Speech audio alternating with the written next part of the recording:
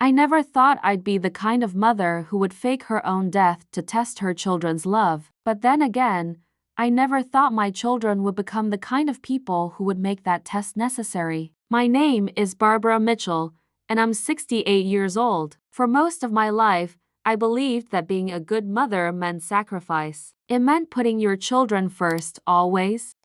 It meant loving them unconditionally, even when they didn't deserve it. I spent decades living by that philosophy, and I thought I had raised 3 wonderful, grateful children. I was wrong, but I'm getting ahead of myself. Let me start at the beginning, or at least, at the moment when everything started to unravel. It was a Tuesday morning in late September.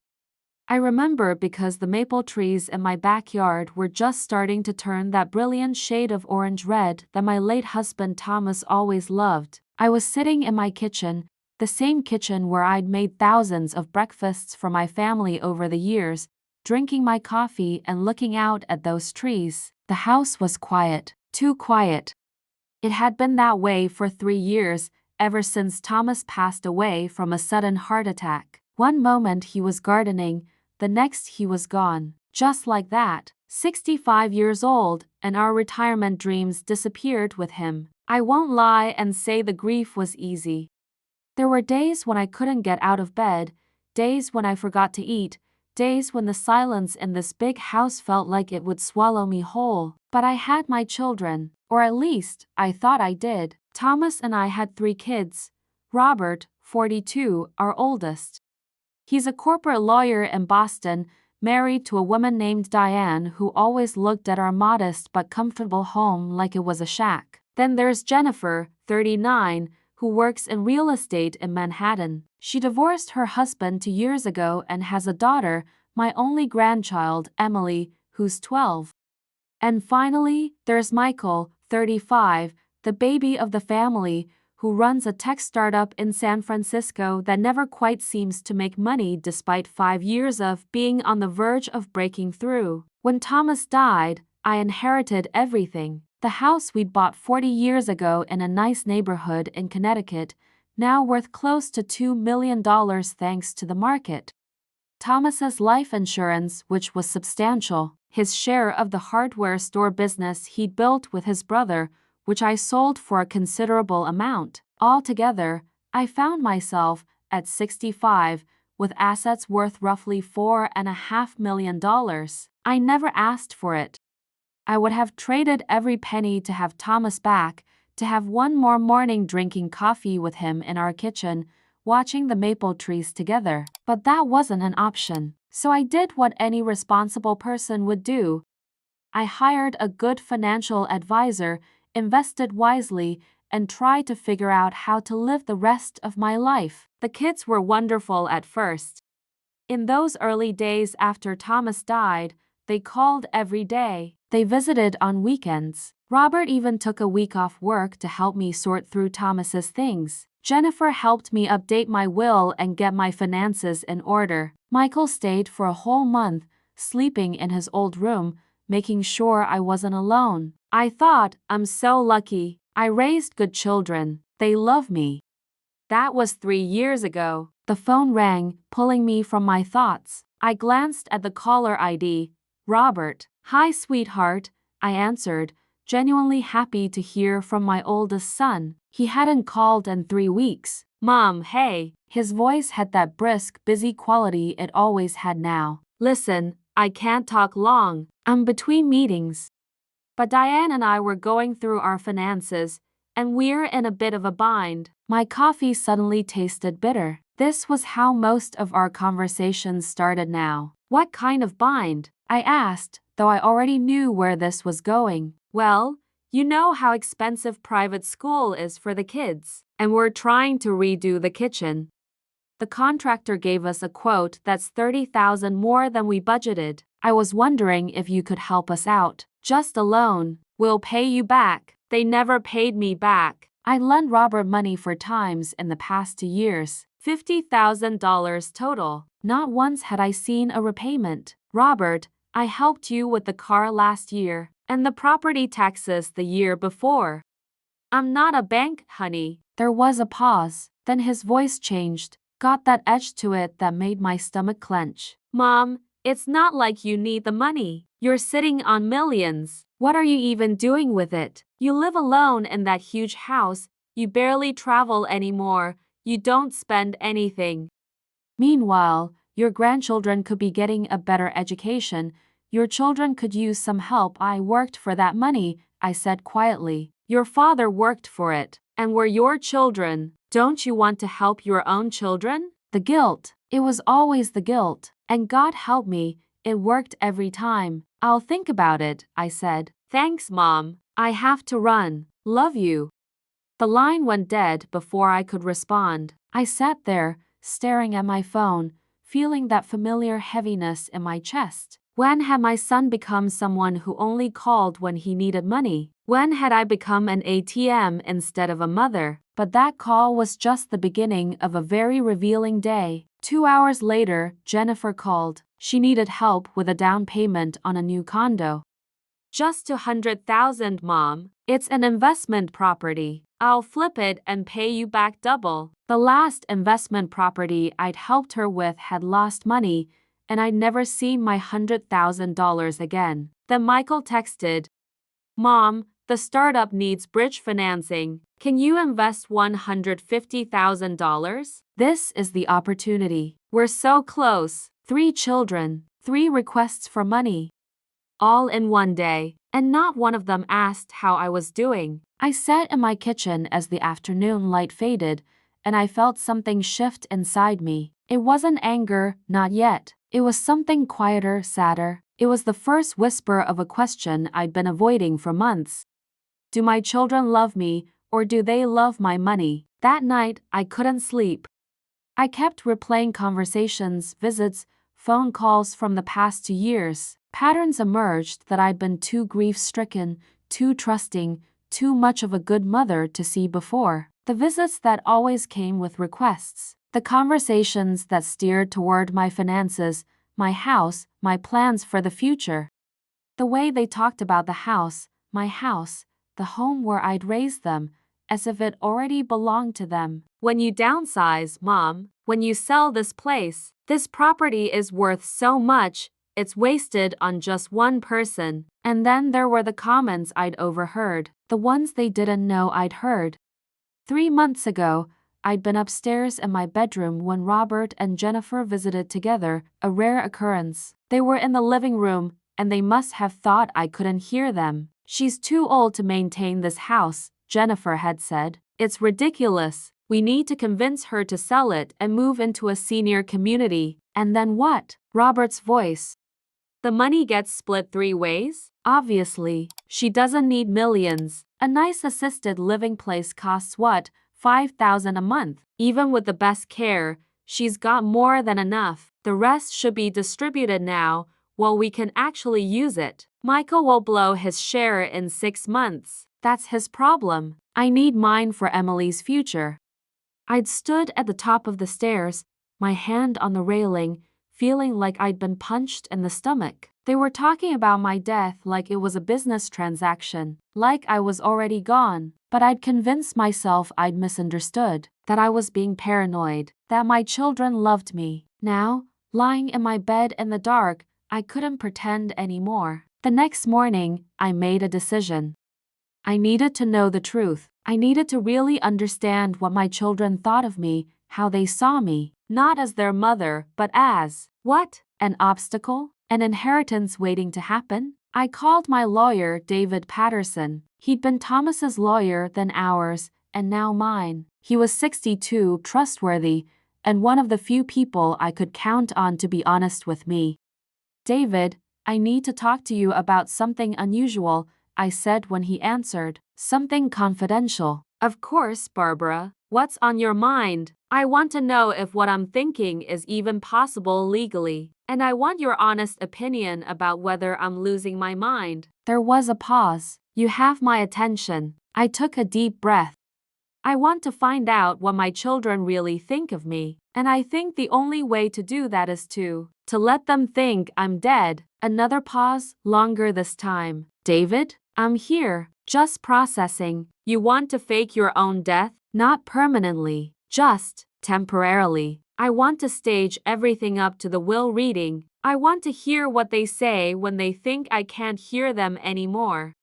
Barbara, his voice was careful. This is a very serious thing you're considering. The emotional impact alone, I know. Believe me, I know. But David, I need to know. Do they love me? Or are they just waiting for me to die so they can split my money? I heard him sigh. Tell me everything. What you've noticed, what you've heard. Leave nothing out. So I did. I told him about the money requests, the overheard conversations, the change in how they treated me. I told him about the last 3 years and how I'd slowly become less of a person to them and more of a bank account. When I finished, David was quiet for a long moment. I believe you, he finally said, and I think I can help you. But Barbara, you need to be prepared for what you might hear. The truth might be worse than you imagine, or it might be better, I said hopefully. Maybe. But in my experience, when someone is contemplating something this drastic, they already know what they're going to find. They just need proof. His words hit me hard because they were true. Deep down, I already knew. I just didn't want to accept it without evidence. Will you help me? I asked. Yes. But we need to plan this very carefully. And Barbara, once you go down this road, there's no going back. Your relationship with your children will change forever, one way or another. It's already changed, I said quietly. I just want to know how much. We spent the next 2 hours on the phone planning. David would handle the legal side, make sure nothing we did was actually illegal. We'd stage a death that seemed natural, a heart attack, like Thomas, a small, private funeral, and then the will reading, scheduled for exactly 1 week after the death. I'll install a discreet audio system, David said. You'll be in my private office next door. You'll hear everything they say, everything they do. And then I'll know, I finished. Are you sure about this, Barbara? Absolutely sure. I thought about Robert's voice when he called asking for money, Jennifer's cold calculation of how much I really needed, Michael's constant demands for his fair share of funding for ventures that never succeeded. I thought about being 68 years old and realizing that the 3 people I'd loved most in the world, the 3 people I'd sacrificed everything for, might not actually love me back. I'm sure, I said. Then let's do this. But Barbara? Yes? I hope you're wrong about them. I really do. So do I, David. So do I. But as I hung up the phone and looked around my empty house, at the photos of my children on the walls, at the memories contained in every room, I knew with a sad certainty that I wasn't wrong. I just needed them to prove it, and they would. In exactly 2 weeks at the reading of my will, my children would reveal their true selves. I just had to be strong enough to hear it. Planning your own death is surreal. There's no guidebook for this, no fake your death for dummies sitting on a bookshelf somewhere. David and I met 3 times over the following week, always at his office, always with the blinds drawn. Each time, I felt a strange mixture of determination and dread. The key is to keep it simple, David explained during our second meeting. Complex lies fall apart. You're going to have a heart attack at home. A neighbor will find you and call 911. By the time anyone gets there, you'll be gone. No body at the hospital for them to view because you'll have specified cremation in your will. Won't they want to see me? I asked, the reality of it sinking in. Possibly. That's why we need a closed casket at the funeral. We'll say you didn't want people seeing you that way. It's not uncommon, especially with sudden deaths. Your body will allegedly be at the crematorium. The thought of my children standing over an empty casket made my stomach turn. But I'd come this far. What about the neighbor who finds me? David smiled slightly. Already handled. Mrs. Chen from next door is actually an old friend of mine. I handled her late husband's estate. When I explained the situation in the strictest confidence, of course she agreed to help. She's as concerned about your children's behavior as we are. I thought of Helen Chen, my neighbor of 15 years. We had coffee together once a week. She'd watched my children grow up, seen how they'd changed. Just last month, she'd quietly said to me, "Barbara, they don't visit you enough. You deserve better." She knew. Everyone could see it except me. Or maybe I'd seen it too, but I'd been too afraid to admit it. The plan was set in motion on a Monday morning. I spent the Sunday before preparing in ways I never imagined. I wrote letters, real ones, just in case something actually did happen to me. I updated my real will with David, making some very specific changes based on what I learned about my children over the past few years. And I said goodbye to my house, walking through each room, touching the walls, remembering. This was the house where Robert took his first steps, where Jennifer had her 16th birthday party, where Michael brought his first girlfriend for dinner. Every corner held a memory. Every piece of furniture had a story. Would I even want to come back here after this was over? Would it still feel like home, knowing what I was about to learn about my children? Monday morning came too quickly. At a.m., I took one last look at myself in the mirror. I looked older than 68, I realized. The stress of the past few years had carved lines around my eyes that hadn't been there when Thomas was alive. My hair, which I'd always kept neatly colored a light brown, was showing more gray than I noticed. I looked like someone who was tired. Tired of fighting, tired of hoping, tired of being disappointed. Maybe that's what made this so easy. At 9:30, I left my house through the back door, got into Helen Chen's car waiting in her garage, and disappeared. David had arranged for me to stay at a small bed and breakfast an hour away, owned by another client of his who owed him a favor. No one would think to look for me there. No one even knew the place existed in my life. At 10:15, Helen found me.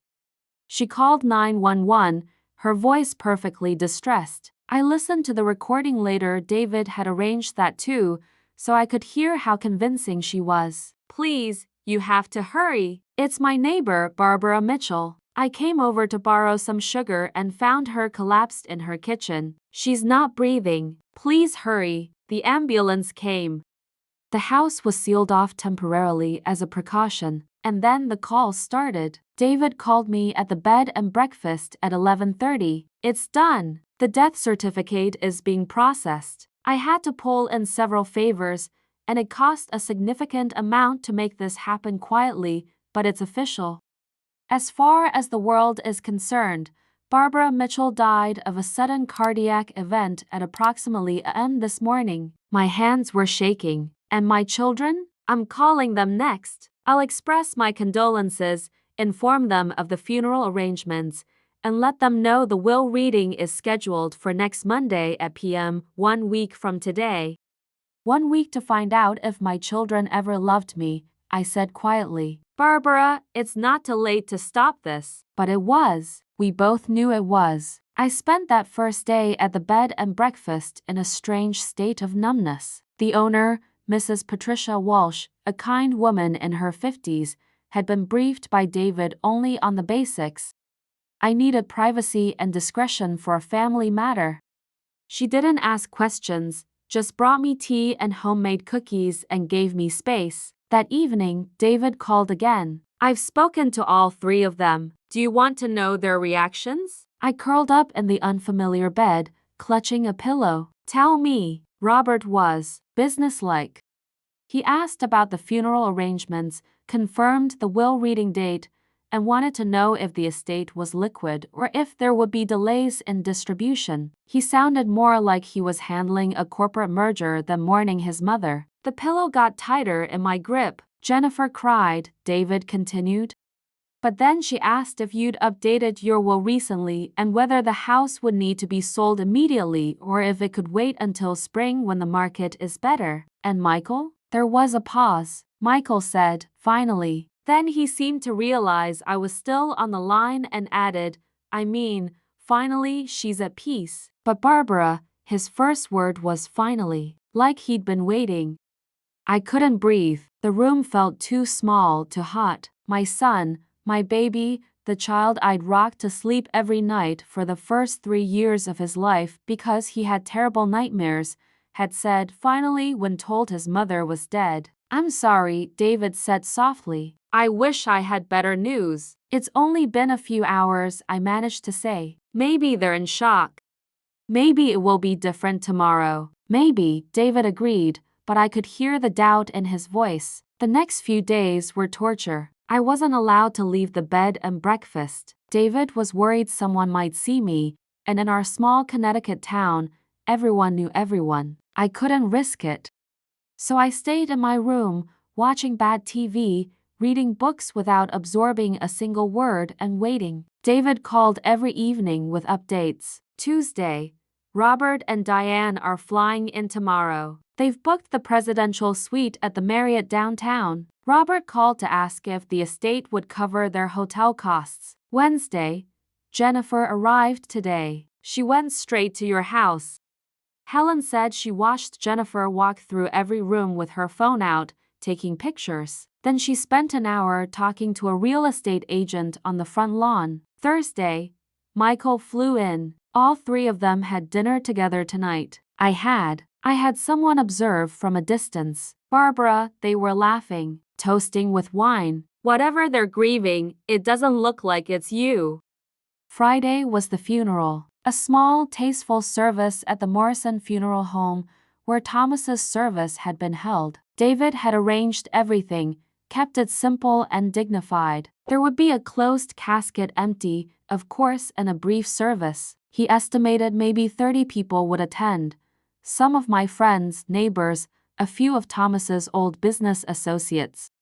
I wanted desperately to be there, to see my children, to see if they showed any real grief, but I couldn't risk it. Instead, David set up a live video feed. He placed a small camera in a flower arrangement near the front of the room. I could watch from my laptop at the bed and breakfast. I told myself I wouldn't watch, that it would be too painful, too voyeuristic.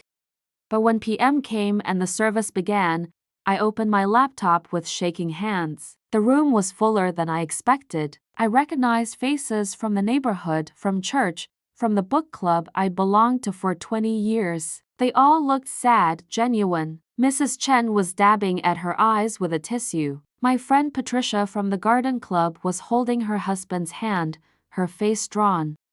And then there were my children. Robert sat in the front row, Diane beside him, both wearing perfectly appropriate black. He looked composed, almost stern. When the minister spoke about Barbara's devotion to her family, Robert nodded slightly, his expression unchanging. Jennifer sat on the other side, her daughter Emily beside her. Emily, my sweet granddaughter, was crying.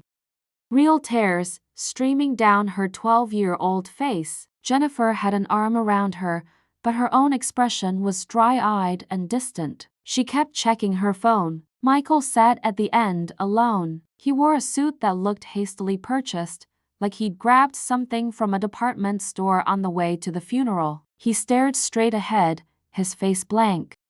The minister gave a generic but kind eulogy, pieced together from information David had provided. Barbara was a devoted wife, a loving mother, a friend to many in this community. She loved her garden, her home, and most of all, her family. She is survived by her 3 children, Robert, Jennifer, and Michael, and her granddaughter Emily. Survived. Such a strange word when I was watching this from a bed and breakfast room, very much alive. After the eulogy, there was a moment for people to share memories. Mrs. Chen stood up, her voice shaking, and talked about our weekly coffee dates, how I'd helped her through her husband's death, how I'd been such a good friend.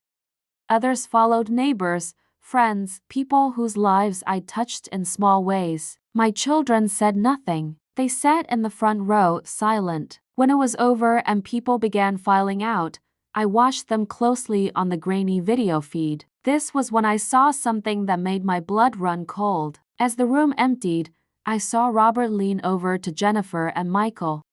The camera picked up audio faintly. David had placed a microphone in the flowers too, bless him. Next Monday, Robert said quietly, "We'll finally know the numbers." She better not have given it all to some charity, Jennifer muttered. I've been counting on this. Split 3 ways, Michael added. Equal shares. That's what she always said.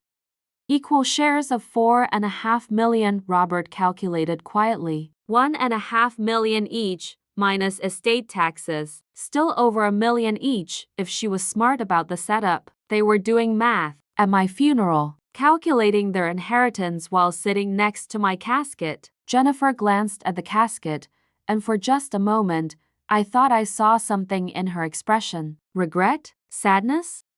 But then she checked her phone again, and the moment passed. Should we cry more? Michael asked suddenly. People are watching. We're in shock, Diane said coolly. Everyone understands. We can grieve privately. Emily, sweet Emily, was still crying quietly. Jennifer pulled her closer, and I heard her whisper, "It's okay, honey. Grandma's in a better place now. And don't worry, we'll make sure you're taken care of." With my money, I thought bitterly. She means Emily will be taken care of with my money. The service ended. People offered condolences to my children, who accepted them with appropriate solemnity. I watched Robert shake hands, Jennifer accept hugs, Michael nod his thanks. They played their parts perfectly, and then they left. No lingering by the casket, no final goodbyes. They simply walked out, already talking about dinner plans. I closed the laptop and sat in the silence of my room. Mrs. Walsh had left a tray of food outside my door, but I couldn't eat. I couldn't do anything but sit there, processing what I'd just seen. My children had buried me without shedding a tear. They'd attended my funeral and spent it calculating money. They'd comforted my granddaughter while planning how to spend their inheritance. And the worst part, I wasn't even surprised. Devastated, yes. Heartbroken, absolutely. But surprised? No, because deep down, I'd known. I'd known for months, maybe years. I'd just been too afraid, too much in denial, too desperate to believe that my children still loved me. Now I had proof. Cold, hard, undeniable proof. But there was still one more test to come. The will reading. That's when I'd hear everything they really thought. That's when the masks would fully come off. That night, I called David. I watched the funeral, I said. I'm sorry, Barbara. Don't be. I needed to see it. I needed to know for sure. I paused. David, I want you to change something about Monday. What's that? I want them to squirm. I want them to wait. Before you read the will, I want you to talk about me. Really talk about me. Tell them who I was, what I sacrificed, what I gave up for them. Make them sit there and listen. Can you do that, Barbara? Please, David. They didn't say one word at my funeral. They didn't share one memory. I want them to hear at least once what they lost, even if they don't care. There was a long silence. Then, okay, I'll prepare something. But Barbara, what happens after? After you reveal yourself? I thought about that. What would happen? Would they apologize? Would they rage at me for deceiving them? Would they even care that I was alive? I don't know, I admitted. But I guess we'll find out. Monday at 2 p.m., David confirmed. I'll have you in my private office by 1:30. The audio system is already installed. You'll hear everything. Thank you, David, for all of this, for believing me, for helping me. I just hope it gives you the closure you need, one way or another. Closure. Such a clinical word for what was about to happen. The final destruction of my illusions about my children. The end of the mother-child relationships I'd treasured for 42 years. But maybe it was also the beginning of something else. Freedom, perhaps. The freedom to stop pretending. To stop sacrificing for people who didn't appreciate it. To finally, at 68 years old, live for myself. I had 3 more days to wait. 3 more days until Monday at p.m. 3 more days until I learned the full truth of what my children had become, and what I would do about it. The weekend before the will reading was the longest of my life. I remained hidden in the bed and breakfast, a ghost in my own life, watching the world continue without me. Mrs. Walsh was kind enough to bring me newspapers, and I read my own obituary 3 times. Barbara Mitchell, 68, passed away suddenly on Monday, November 4th. Beloved mother of Robert, Jennifer, and Michael. Devoted wife of the late Thomas Mitchell.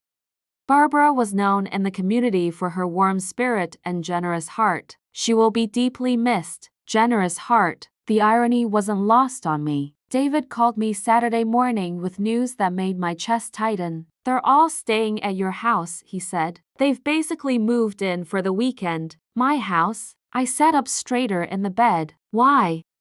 Robert said it made sense to stay there instead of paying for hotels. They could begin sorting through your things and prepare the house for sale. The house isn't even theirs yet. The will hasn't been read. They're acting like it's a done deal, Barbara. Helen has been keeping an eye on things from her window. She says they've had real estate agents over, 3 different ones.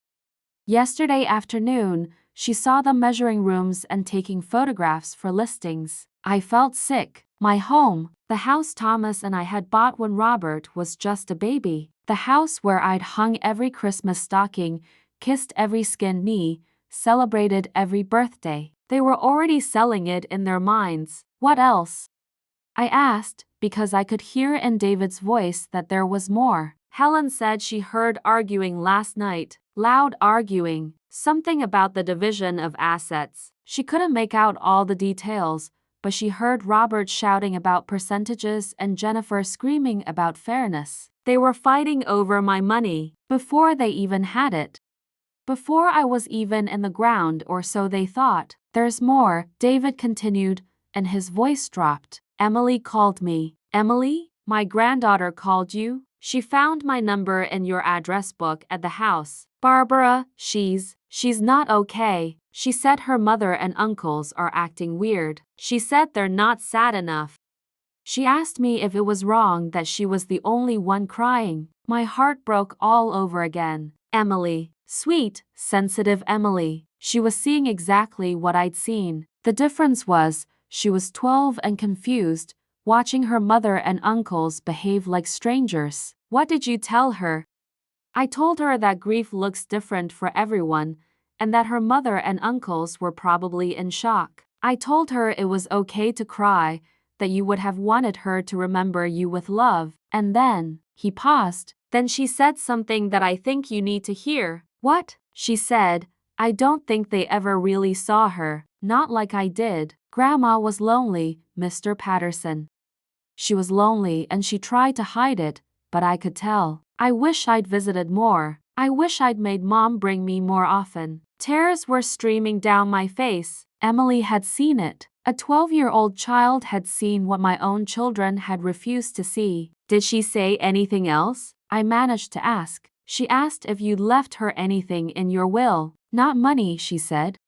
She wanted to know if there was a letter, or a photo, or something to remember you by. Barbara, that child loved you, really loved you. I cried for a long time after David hung up. I cried for Emily, who would be devastated when the truth came out. I cried for myself, for the lonely years I'd spent watching my children drift away. And I cried for what was about to happen on Monday.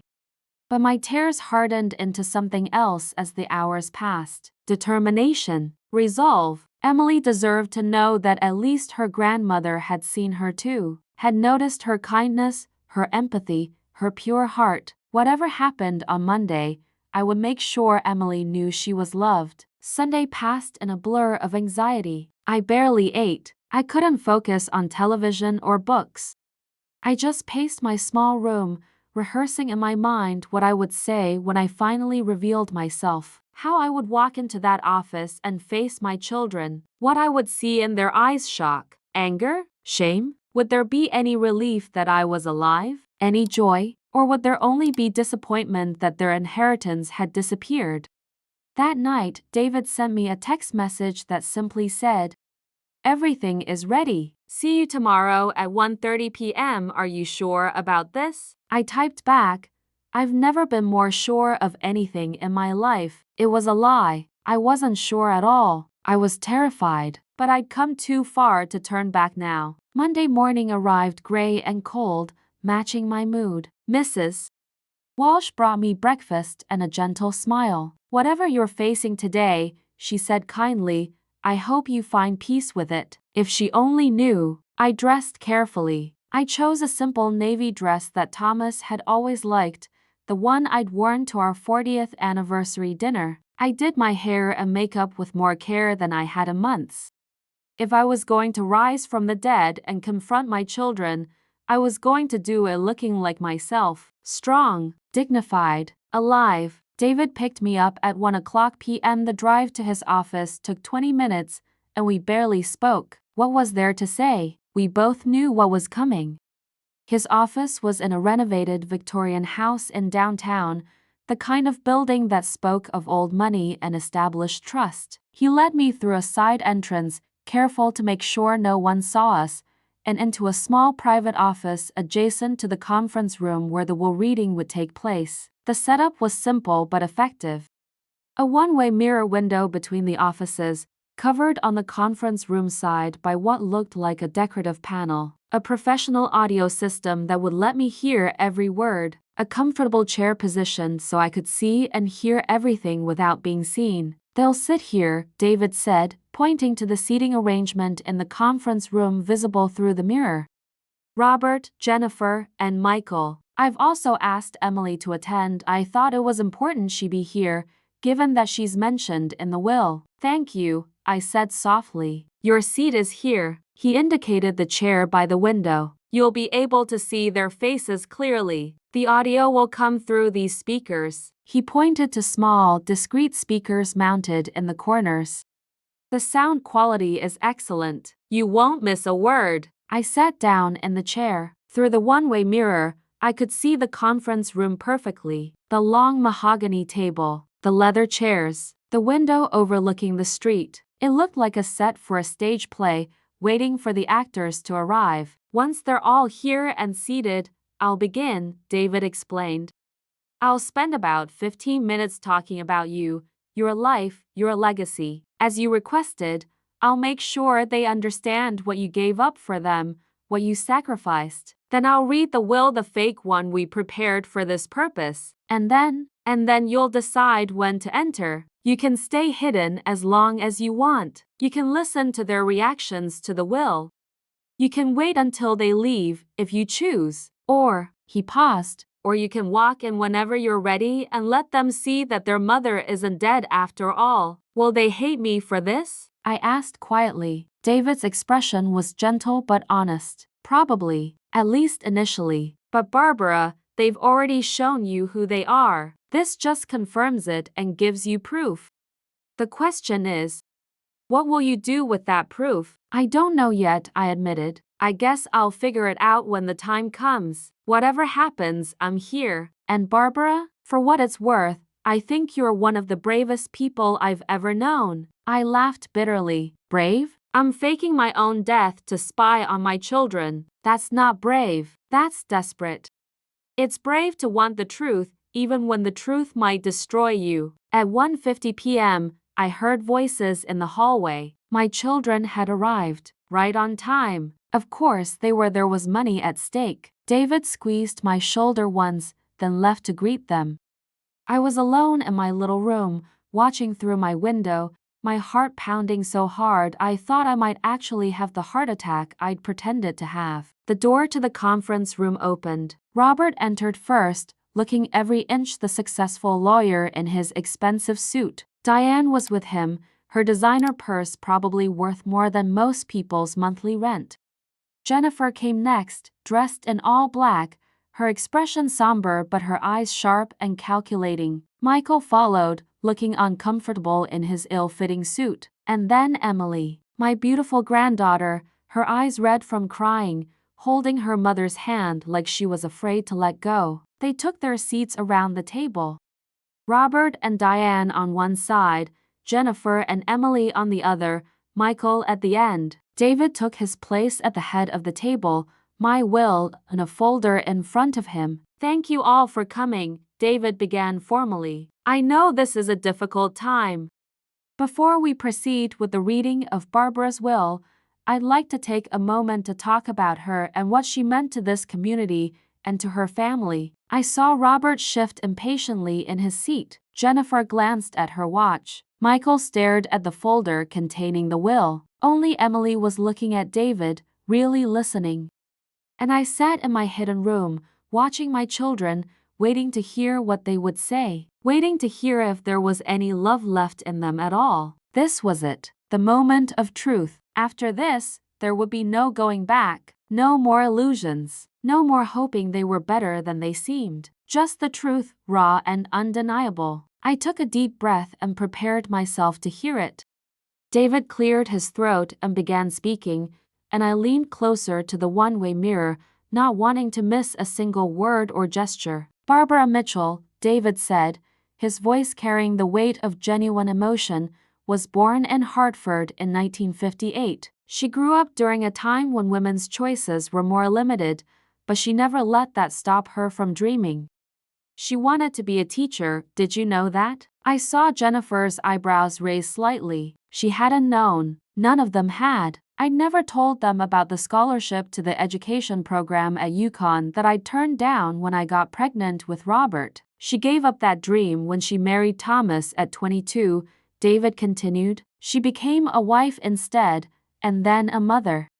And she threw herself into those roles with everything she had. Every soccer game, every school play, every PTA meeting, Barbara was there. She made sure her children had every opportunity she'd never had. Robert was checking his phone under the table. I could see the screen glowing against his lap.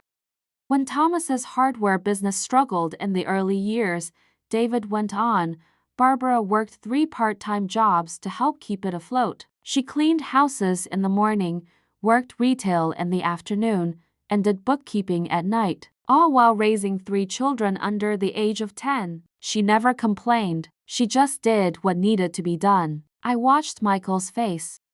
He looked uncomfortable, shifting in his seat. Did he remember those years? He'd been so young. Probably not. Even after the business became successful, Barbara never stopped giving. She volunteered at the library, ran the food drive at church every year, was always the first to show up when a neighbor needed help. Helen Chen told me that when her husband died, Barbara brought her dinner every single night for 3 months. Every night. Can you imagine that level of dedication to others? Jennifer was staring at the table now. Diane was examining her perfectly manicured nails. And when Thomas died 3 years ago, David's voice softened. Barbara was devastated. They'd been married for 43 years. He was her best friend, her partner, her whole world. But she didn't fall apart. She grieved, yes, but she also made sure Thomas's affairs were in order, made sure his business was properly sold, made sure everything was handled with dignity and care. Even in her darkest moment, she thought of others first. Emily was crying again, silent tears running down her young face. Jennifer absently handed her a tissue without looking at her. I've been Barbara's lawyer for 15 years, David said, and in that time, I watched her give and give and give to her community, to her friends, to her family, especially to her family. She helped Robert with his law school loans. She helped Jennifer through her divorce. She funded Michael's first 3 business ventures.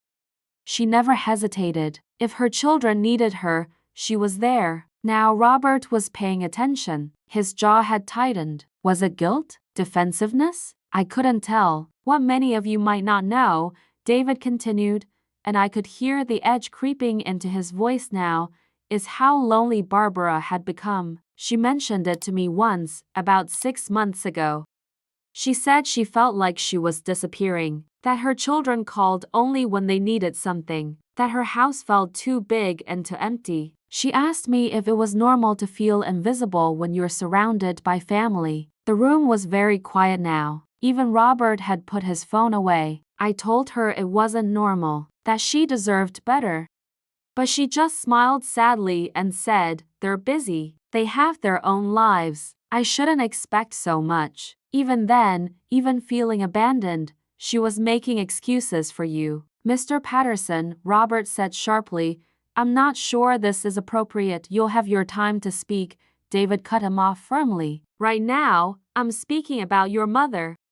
The woman who gave you life, who sacrificed her own dreams for yours, who loved you unconditionally even when he paused, choosing his words carefully. even when that love wasn't reciprocated with the same intensity. Jennifer's face had gone pale. Michael was staring at his hands. Barbara's greatest fear, David said quietly, was that she'd become a burden to her children. That you all saw her as an obligation rather than a blessing. I assured her that wasn't true, but in my heart, I wasn't sure. And I think she knew I wasn't sure. I think she knew the truth even if she couldn't bear to say it out loud. He let that hang in the air for a moment. The silence was deafening. So before we read this will, David concluded, I want you to think about that. I want you to think about the woman who gave up everything for you, who worked herself to exhaustion to give you opportunities, who loved you even when you didn't call, didn't visit, didn't seem to care. I want you to remember that Barbara Mitchell was a real person with feelings and hopes and fears, not just a name on an inheritance document.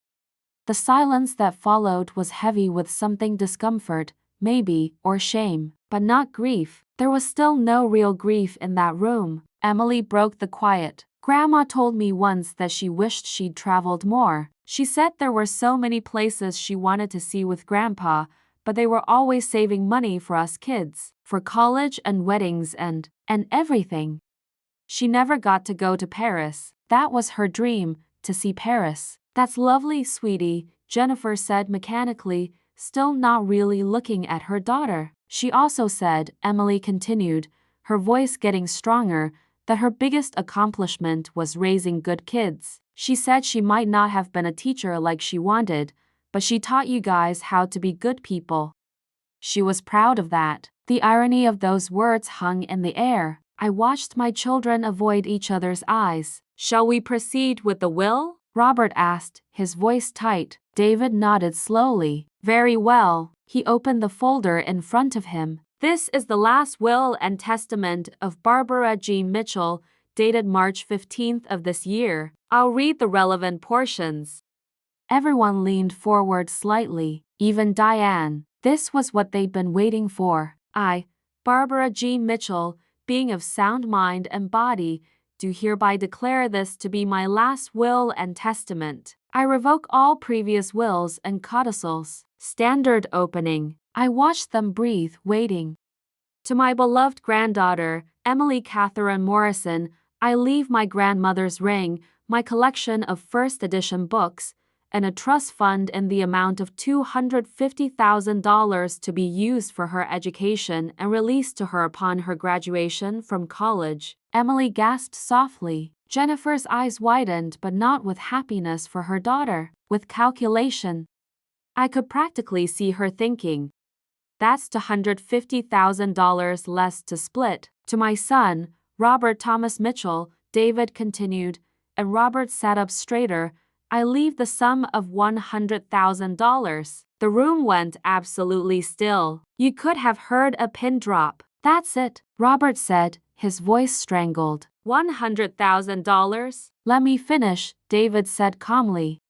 This amount is in addition to the $350,000 I have already given him over the past 5 years in various loans and gifts, none of which have been repaid despite his promises to do so. I consider this a final settlement of all family debts. Robert's face had gone from pale to red. She kept track? She actually kept track of, yes, David said simply. She kept meticulous records.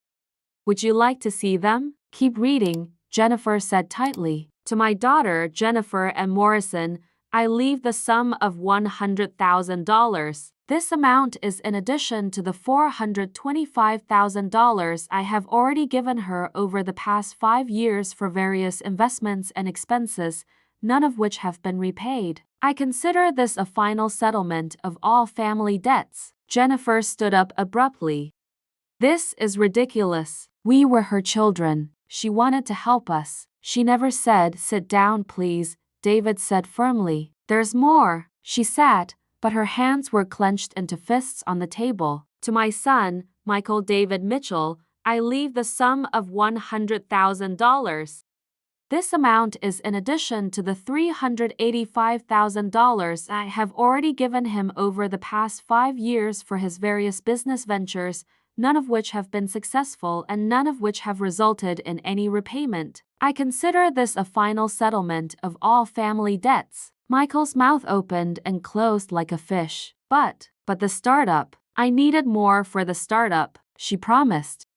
She promised nothing, David said coldly. You demanded, and she gave. There's a difference. What about the house? Robert demanded, his voice rising. What about the rest of the estate? There's over $3 million still unaccounted for. David looked at him for a long moment. I'm getting to that.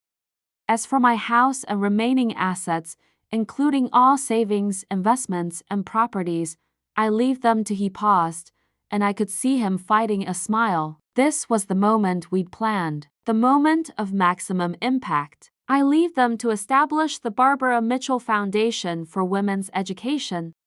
This foundation will provide scholarships for women over the age of 40 who want to return to school and pursue the dreams they postponed for their families. It will be administered by my attorney, David Patterson, and my dear friend Helen Chen. The explosion was immediate. WHAT, Robert shouted, standing so violently his chair fell backward. She left everything to a foundation?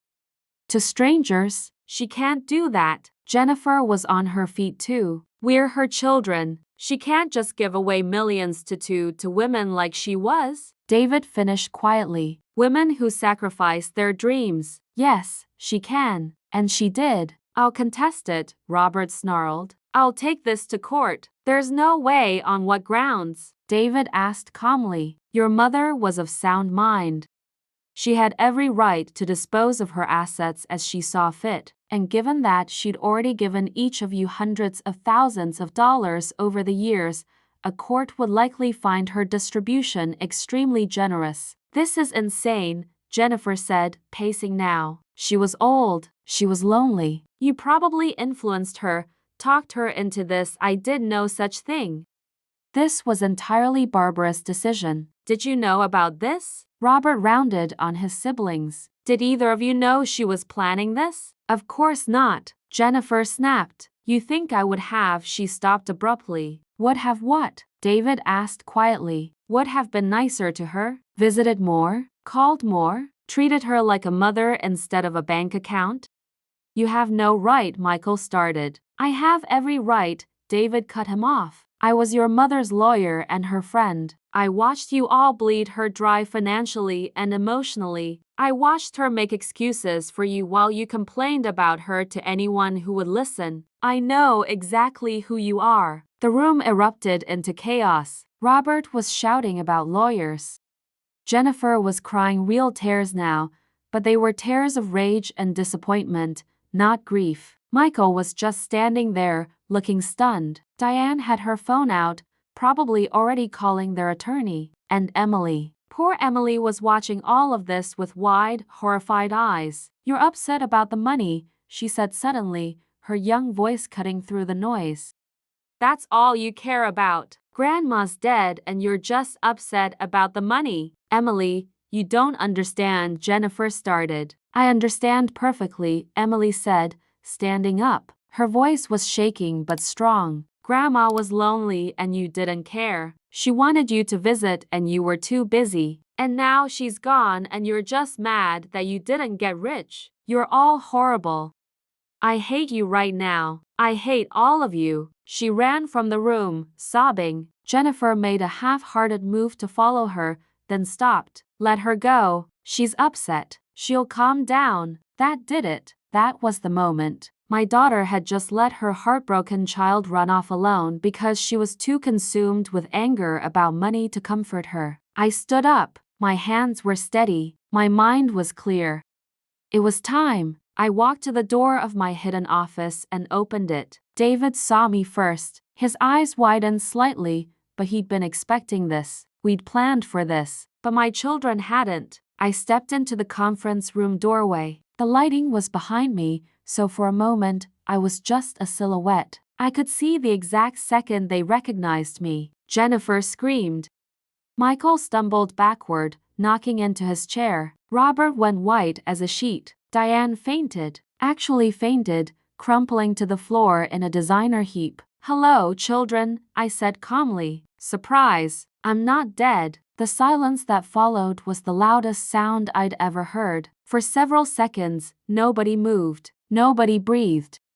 They just stared at me like I was a ghost, which, in a way, I supposed I was. Jennifer found her voice first. "Mom?" It came out as a whisper, barely audible. "But you were. We had a funeral. We buried you." "You buried an empty casket," I said, stepping fully into the room. I was surprised by how calm I felt, how steady.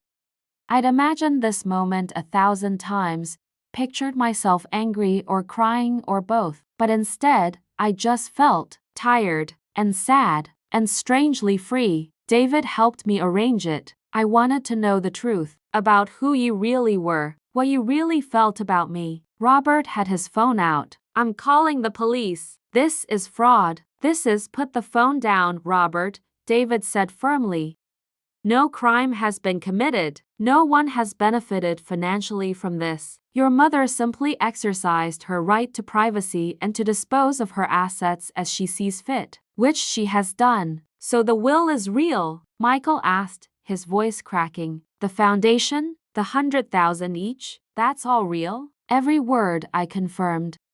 I pulled out one of the chairs and sat down at the table where I'd planned to sit at countless family dinners that never happened. "I've been in the next room this entire time. I heard everything. David's eulogy, the reading of the will, and your reactions." Jennifer's face had gone from white to red. "You spied on us? You faked your own death to spy on your own children?" "I did," I said simply, "because I needed to know. I needed to know if you loved me, or if you just loved my money." "That's sick," Robert spat. "That's manipulative and cruel, and what you've done to me for the past 3 years isn't." I asked quietly. The room went silent again. "Did you think I didn't notice, Robert? The way you only called when you needed money? The way every conversation turned into a financial transaction? You haven't asked me how I'm doing, really cared about the answer into years." "That's not true." "It is true. And you know it. Just like you know that you kept meticulous records of what you thought you'd inherit, down to the dollar. You had a spreadsheet, Robert. I found it on your laptop the last time you stayed here. A spreadsheet calculating your inheritance based on current property values and stock portfolios." His mouth opened and closed. No denial came. I turned to Jennifer. "And you, my daughter, you started showing real estate agents through my house before the funeral. You were taking pictures of every room, measurements, planning the sale before I was even in the ground, or so you thought." "The house is too big for one person," Jennifer said defensively, but her voice wavered. "We were just trying to help, or help yourselves. I heard you on the phone with that agent. You wanted the listing the moment the estate cleared.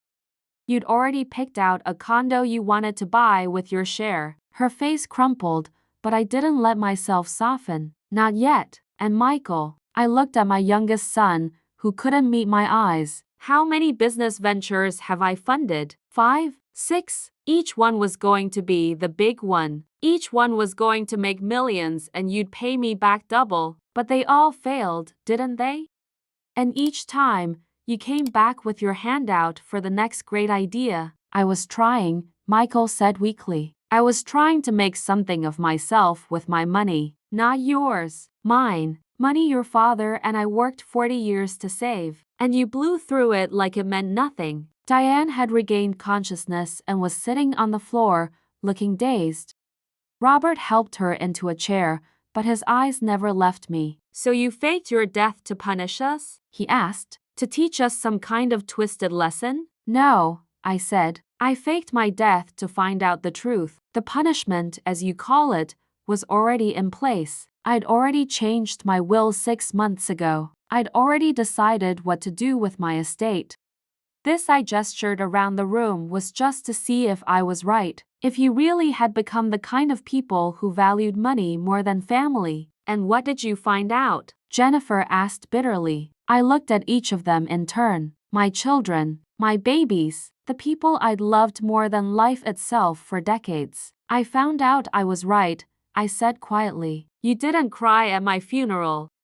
Not one tear between the three of you. You did math instead. You calculated your inheritance while sitting next to my casket. You fought about percentages before the funeral lunch was even cold. People grieve differently, Robert started. Don't. I held up my hand. Don't insult my intelligence. I know grief. I buried your father.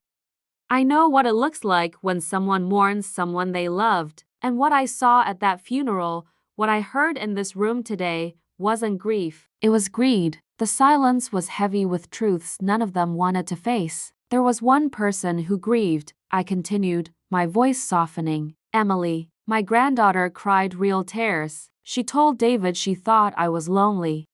She asked if I'd left her something to remember me by, not money, just a memory. That 12-year-old child saw me more clearly than any of you did. Jennifer flinched. Emily loves you, and where is she now? I asked. Your daughter just ran out of this room, heartbroken and sobbing, and you let her go. You were too busy being angry about the money to comfort your own child.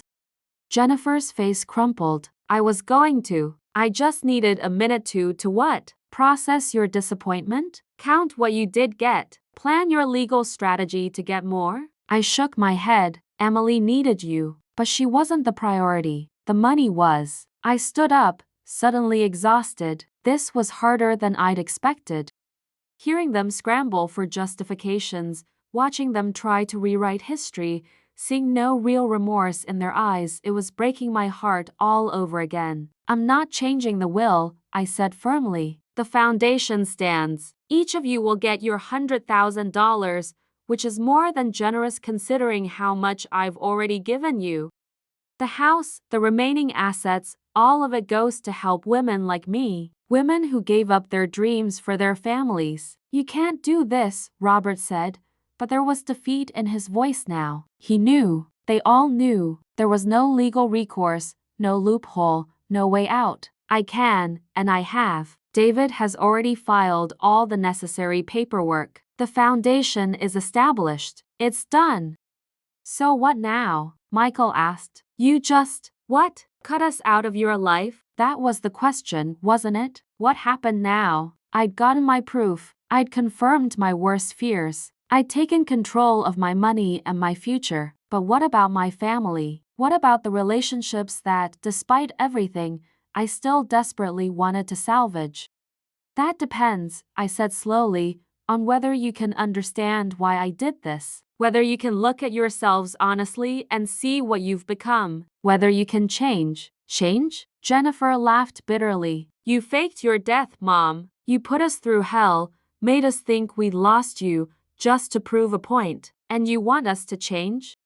I want you to see me, I said, and my voice broke on the words. I'm 68 years old. I'm alone. Your father is gone. My friends are dying or moving away. I sit in that big house every night by myself, and I wait for phone calls that never come unless you need something. I want you to see that I'm a person, not a piggy bank. I want you to understand what you've done to me.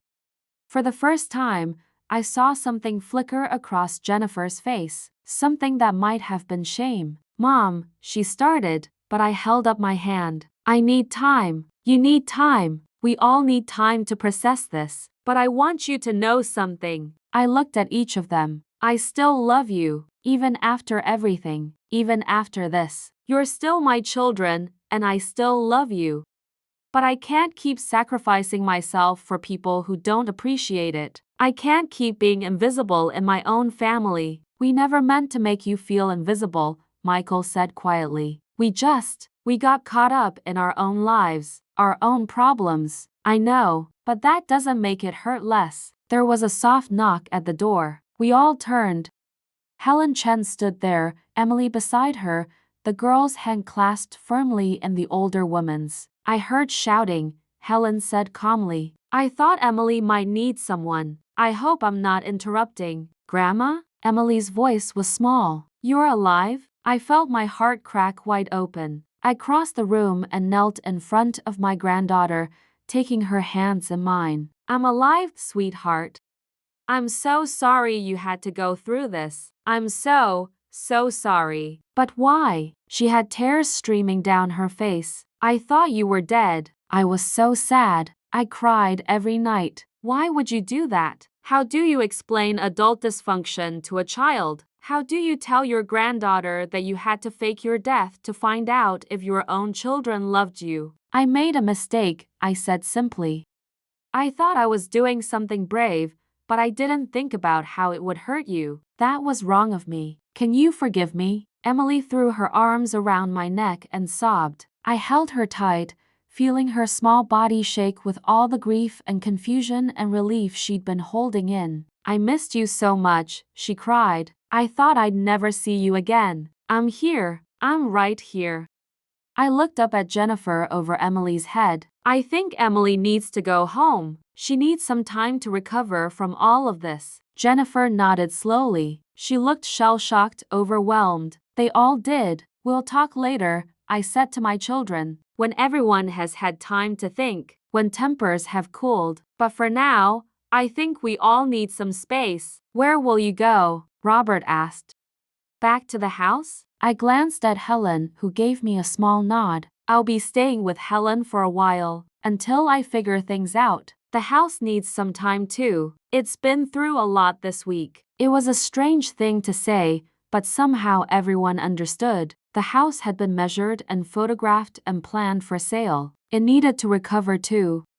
One by one, my children filed out of the conference room. Robert left first, helping Diane, who still looked pale and shaky. Michael followed, his shoulders slumped in defeat. Jennifer gathered Emily, whispering quiet words to her daughter that I couldn't hear. At the door, Jennifer paused and looked back at me. I'm sorry, Mom, she said. I'm sorry for all of it.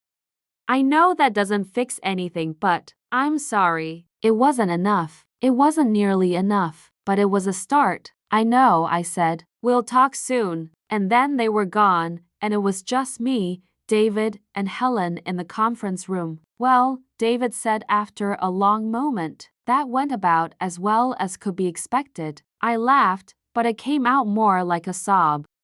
I don't even know what I feel right now. Relief? Sadness? Regret? All of it probably, Helen said kindly, putting an arm around me. You did a brave thing today, Barbara. A hard thing, but a brave thing. Did I? I sank into a chair, suddenly exhausted beyond measure. Or did I just blow up my family for nothing? Not for nothing, David said firmly. You took back your power.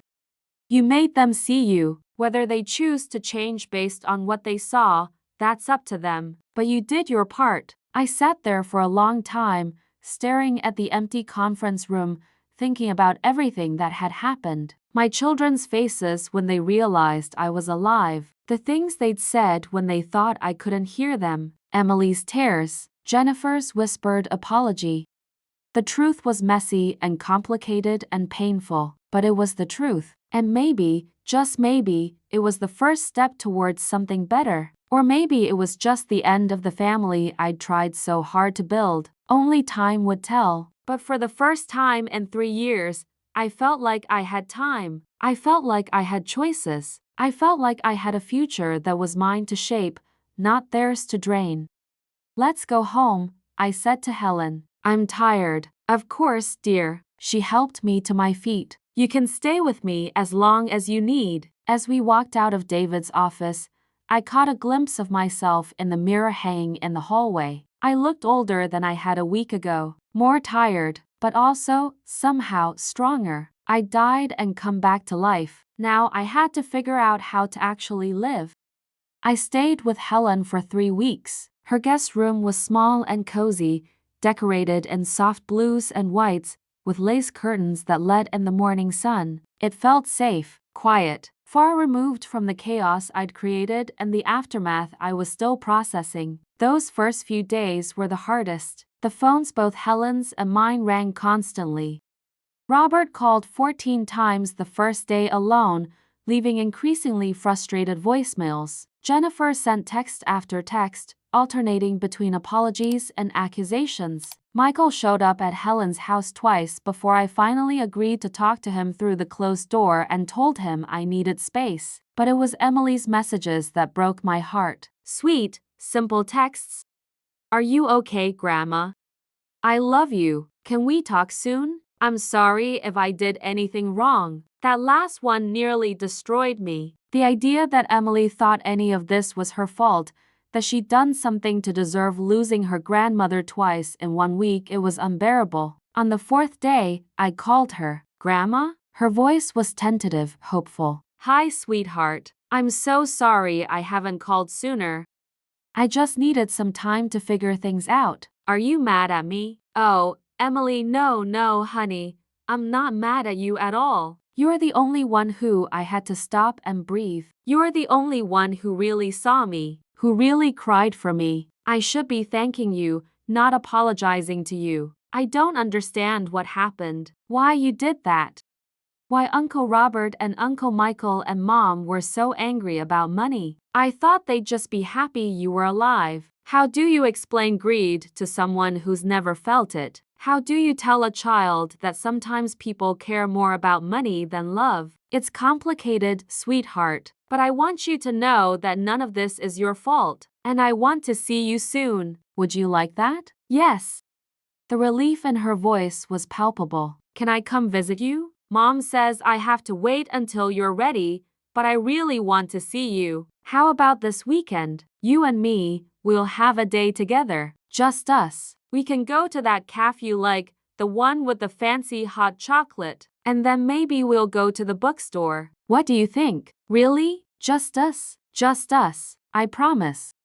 After we hung up, I sat in Helen's guest room and cried, but they were different tears than I'd shed before. These weren't tears of betrayal or heartbreak. They were tears of gratitude that at least one person in my family still loved me for me, not for what I could give them. The days developed a rhythm. Helen and I had coffee every morning on her sun porch. We'd known each other for 15 years, but in those 3 weeks, we became true friends. She didn't judge me for what I'd done. She didn't tell me I was wrong or right. She just listened. You know what I think? She said one morning, both of us wrapped in blankets against the late November chill. I think you did something that most people only dream about. You made people face the truth about themselves. That takes courage. Or insanity, I muttered. Maybe both. She smiled. But you know what? You survived it. You're still here. And now you get to decide what comes next. What came next? That was the question that kept me up at night. David called me every few days with updates. The foundation paperwork was processing smoothly. He'd already received 3 applications from women wanting to go back to school. Word had somehow spread already. The house was still mine, still empty, waiting. Have you thought about what you want to do with it? He asked during one call. You could sell it, if being there is too painful. Or you could go back, make it yours again. I don't know yet. It doesn't feel like mine anymore. It feels like a museum of a family that doesn't exist. Give it time. You don't have to decide today. Robert's calls eventually slowed to 1 or 2 a week. His tone changed from angry to resigned. He talked to 3 different lawyers, all of whom told him the same thing. The will was ironclad. He had no legal recourse. Jennifer's texts became less frequent but more genuine. I've been thinking about what you said, about not seeing you. You were right. I'm sorry. And later, Emily asks about you every day. She misses you. Michael went silent for 2 weeks, and then, out of nowhere, he showed up at Helen's house with a letter. I watched him from the window, saw him put an envelope in the mailbox, and then drive away without knocking. When I retrieved it, my hands were shaking. The letter was handwritten, 3 pages long. His handwriting was terrible, just like it had been when he was a kid. Mom, it began. I don't know if you'll read this, but I needed to write it anyway. I've been doing a lot of thinking since that day in the lawyer's office, about who I've become, about what I've done to you, and I'm ashamed. I'm so ashamed I can barely look at myself in the mirror. I sat down on Helen's porch steps and kept reading. You were right about everything. The business ventures were bullshit. I knew they were bullshit, but I kept telling myself the next one would work, that I'd finally make you proud, that I'd pay you back everything and more. But really, I was just using you. I was using your love and your money and your endless patience, and I told myself it was okay because you were my mom and that's what moms do. But that's not what moms do. That's not what love is supposed to look like. Love isn't just taking and never giving back. Love isn't treating someone like an ATM. Love isn't forgetting to call for months and then only reaching out when you need something. I don't know if I can change. I don't know if I can be the son you deserved, but I want to try. And even if you never forgive me, even if you never want to see me again, I want you to know that I finally see it. I finally see what I did to you. And I'm sorry. I'm so sorry. The letter was signed simply Michael and there was a P.S. at the bottom. I shut down the startup. I got a real job, marketing coordinator at a local firm. It doesn't pay much, but it's honest work. I should have done this years ago. I read the letter 3 times, tears streaming down my face. It wasn't everything. It didn't fix the past, but it was something. It was a beginning. That weekend, I met Emily at the cafe as promised. She ran to me when she saw me, threw her arms around me, and didn't let go for a full minute. I missed you so much, Grandma. I missed you too, sweetheart. More than you know. We ordered hot chocolate, the fancy kind with whipped cream and chocolate shavings, and sat by the window, watching people pass by on the street. Mom's been different since everything happened, Emily said carefully, stirring her drink. She's been asking me more questions about school and my friends. She put her phone away at dinner last night. We actually talked. That's good, honey. That's really good. She's been crying a lot too, when she thinks I can't hear her. I think she's sad about what happened. About what she said, I reached across the table and took Emily's hand. Your mom loves you very much, and she loves me too, even if she hasn't been very good at showing it lately. Sometimes adults make mistakes, big mistakes, and then they have to figure out how to fix them. Like you did? Faking your death was a mistake? I thought about that. Was it a mistake? It had hurt people, especially Emily. It had blown up my family, possibly beyond repair. But it had also revealed truths that needed to be revealed. It had forced everyone, including me, to face reality. It was a drastic measure, I said carefully. Maybe too drastic, but I think I needed to do something. I was disappearing, Emily. I was becoming invisible in my own life, and I didn't know how to stop it. You're not invisible to me, she said firmly. You never were. We spent the rest of the day together, browsing bookstores, walking through the park even though it was cold, talking about everything and nothing. When I dropped her back at Jennifer's house, my daughter came out to the car. Mom, she said, her voice quiet. Thank you for spending time with Emily. She's needed this. So have I. Jennifer bit her lip, fighting tears. Can we talk? Maybe next week? Just you and me? I'd like that. I've been seeing a therapist, she blurted out. Since everything happened, she's been helping me understand a lot of things about me, about how I treated you, about what's really important. I nodded slowly. That's good, Jennifer. That's a really good step. I know I can't fix this with words. I know I can't undo what I did, but I want to try. I want to be better. For Emily, for you, for me. One step at a time, I said. That's all any of us can do. The 4th week after the will reading, I finally went back to my house.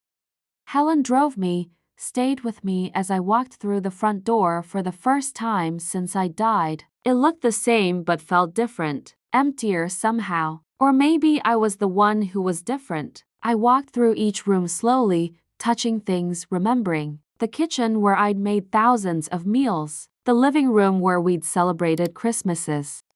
The bedroom I'd shared with Thomas for decades. What are you thinking? Helen asked gently. I'm thinking that this house has too many ghosts. Good ghosts mostly. Memories. But maybe it's time to let them go. You're going to sell? Maybe. Or maybe I'll renovate. Make it mine again, not ours. I don't know yet. But I can't live in a museum.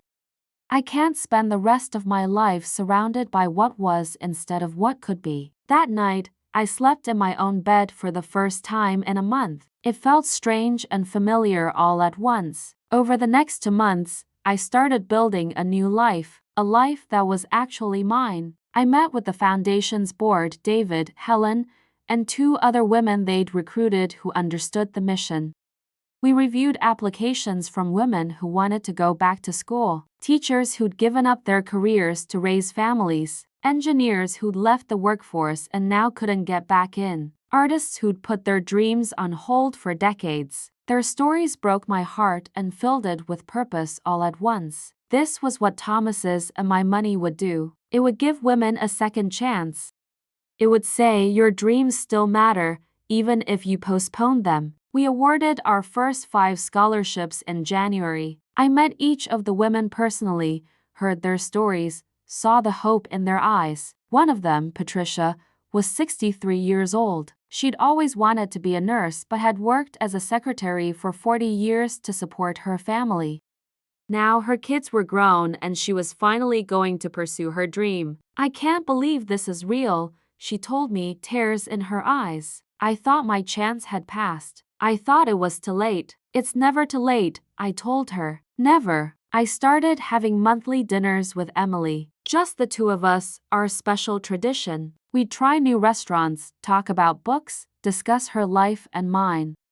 She told me about school drama and crushes and her dreams of becoming a writer. I told her about the foundation, about my plans to maybe take that trip to Paris I'd always wanted. "Can I come with you?" she asked excitedly during one dinner. "To Paris? When you go? I'd love that. Maybe next summer, if your mom agrees." Jennifer and I were slowly, carefully rebuilding our relationship.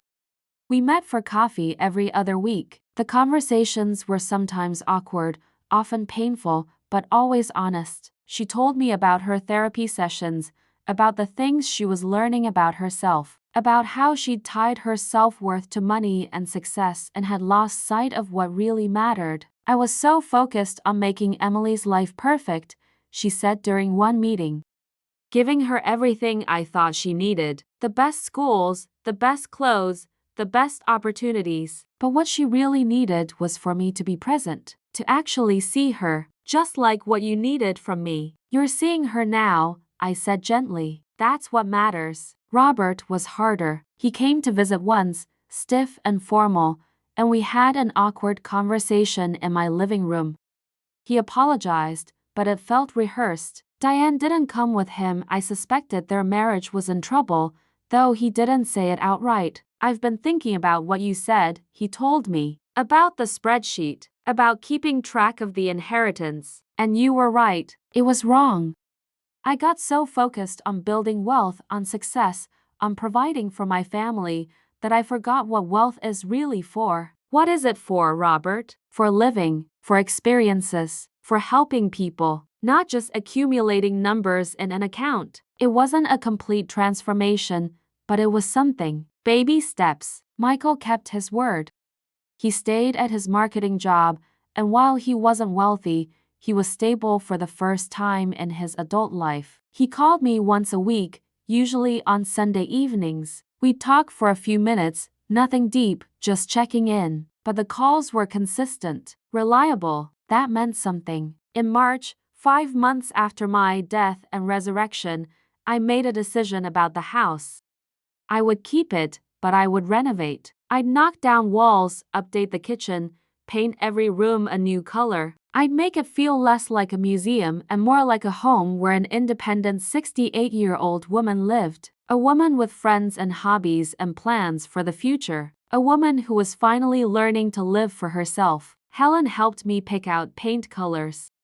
Emily came over on weekends to help paint her favorite room, the guest room that would be hers whenever she wanted to stay over. Even Jennifer pitched in one Saturday, the 2 of us working side by side in comfortable silence. As spring arrived and the maple trees in my backyard started to bud, I realized something. I was happy. Not the desperate, clinging happiness of someone trying to convince themselves everything was fine. Real happiness. The quiet, steady kind that comes from living authentically. The foundation was thriving. We'd awarded 12 scholarships so far, and donations were starting to come in from other people who believed in the cause. David suggested we might be able to help 20 women next year. My relationships with my children would never be what I'd once hoped they'd be. There was too much hurt, too much history, but they were becoming something new, something honest, something real. I destroyed my family to save it, or maybe I just destroyed the illusion of what my family was and finally let us all see the truth. Either way, we were building something new from the ashes. On a warm day in early April, I did something I'd been planning for months. I booked a trip to Paris, 2 weeks, just me, staying in a small hotel in Montmartre that a friend had recommended. When I told Emily, she squealed with excitement. "You're really doing it! You're going to Paris." "I am, and next summer, if you want, we can go together. We'll make it our special trip." "I'd love that, Grandma. I'd love that so much." That night, I sat in my newly painted living room, looking at photos from my life, pictures of Thomas and me on our wedding day, photos of my children when they were small, gap-toothed and innocent, images of family Christmases and birthday parties and ordinary moments that had seemed so permanent at the time. Those people in those photos, they were gone. The naive young mother who thought love alone was enough. The trusting woman who believed her children would always put her first. The widow who'd rather be lonely than face the truth. I was someone new now. Someone stronger. Someone who'd learned that you can love people deeply and still set boundaries. That you can forgive without forgetting. That you can choose yourself without being selfish. My children would never fully understand why I did what I did. Part of them would always see it as a betrayal, a manipulation, a cruel trick. And maybe they weren't entirely wrong. Maybe there had been a better way to handle it all. But I couldn't regret it, because faking my death had given me something invaluable. My life back. My real life, not the one I'd been performing for people who weren't watching anyway. I thought about David's words from that first day. Once you go down this road, there's no going back. Your relationship with your children will change forever, one way or another. He'd been right. Everything had changed. But change wasn't the same as ending. My relationship with my children had changed, yes. It had become smaller in some ways, more careful, but it had also become more honest, more real, and that was worth something. That was worth everything. As I got ready for bed that night in my newly renovated house, I caught a glimpse of myself in the mirror. I looked different than I had 6 months ago. The sadness in my eyes had faded. The tension in my shoulders had eased.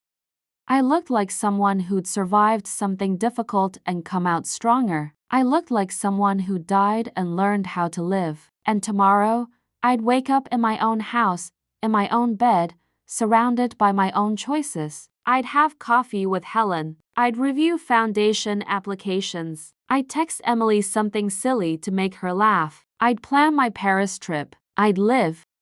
That's all any of us can do, really. We make mistakes, we cause harm, we hurt the people we love. We get lost and desperate and do things we never imagined ourselves capable of. But then we wake up the next day and we choose. We choose whether to keep living the same painful patterns or whether to be brave enough to change. I'd chosen change, even if it meant blowing up my entire life to do it. And standing there in my mirror, looking at the woman I'd become, I couldn't say I regretted it. My children had waited years for my inheritance. They'd counted the days, calculated the numbers, planned their futures around my death. But I wasn't dead. I was alive, more alive than I'd been in years. And the only inheritance I was giving them now was a lesson. Love cannot be bought, stored, or divided. It can only be given freely, or not at all. They could choose what to do with that lesson, just like I'd chosen what to do with the rest of my life. The sun would rise tomorrow on a woman who'd faked her own death and lived to tell about it, who'd lost her family and found herself, who'd given up everything and gained what actually mattered. I was Barbara Mitchell. I was 68 years old. I had my whole life ahead of me, and for the first time in a very long time, I couldn't wait to see what came next.